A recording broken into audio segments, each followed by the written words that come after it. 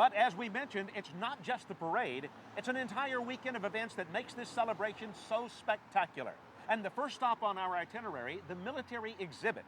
You know, it's one thing to celebrate the men and women who make up the armed forces, but quite another to see the examples of equipment they use. The exhibit will definitely make you appreciate how highly skilled the armed forces are, especially when they are out in the field.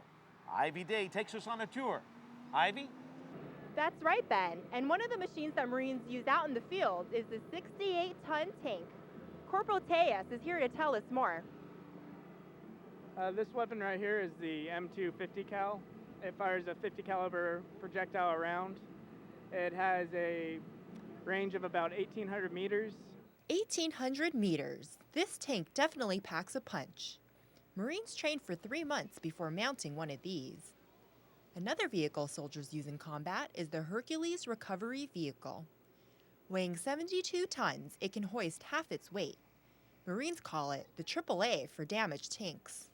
If it's under fire, we'll get out really quick, attach some tow cables or tow bars, and tow the sucker out of there so we can get the heck out, and then fix it in the rear or behind cover.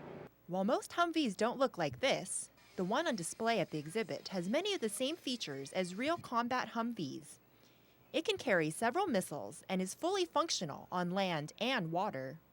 At the exhibit, kids also got to see a mock hospital. They learned that soldiers have other duties besides combat.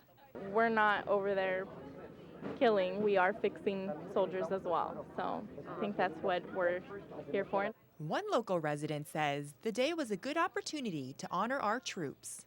We're just happy to be here, try to show some support for, all the Army and Marines and Navies that are out here for everything that they do for us.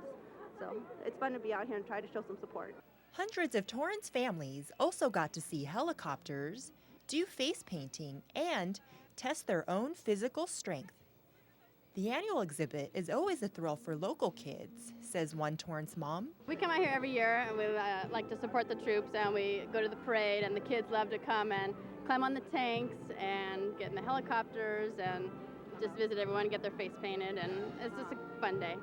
Many of the men and women in uniform at the event fought in Iraq and have volunteered to go back. That's when they'll put their training into use. Reporting for This Week in Torrance, I'm Ivy Day. Thanks, Ivy. And what's a celebration without music? The United States Air Force Band of the Golden West is made up of 60 talented and versatile musicians.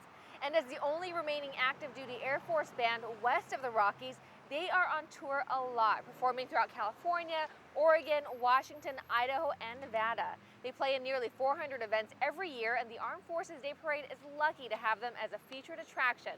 Haley Harris is enjoying the music and gives us a front row seat at one of their 2 free concerts. Haley? Thanks, Jen. The celebration continues indeed here at the Armstrong Theater as the audience anticipates the performance of the largest ensemble band within the United States Air Force. So sit back, relax, and enjoy some music with me. The United States Air Force Band of the Golden West has a long and rich tradition of musical excellence and outstanding Air Force professionalism. Performing for military officials, local dignitaries, and local residents, the United States Air Force Band celebrated their 60th anniversary featuring pop, light classics, and patriotic music selections.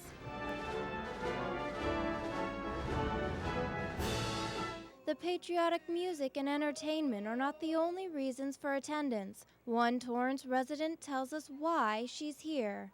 I feel like it's my civic duty to support our military and our armed forces. And Aronson wasn't the only one here to show support. There wasn't an empty seat in the house. I'm here because I think it's not only enjoyable, but it's the patriotic thing to do. Captain R. Michael Mensch has led the band since 2004 as the commander and director. All of our men and women stationed in the oceans and overseas right now, and of course, my brothers and sisters who are fighting and in harm's way in Iraq and Afghanistan. We feel your support. The audience gave a standing ovation after the concluding piece, Stars and Stripes Forever. For This Week in Torrance, I'm Haley Harris. Thanks, Haley. Now, one of the great things about this annual celebration is it gives military families a chance to see their loved ones. This year, the Army is holding a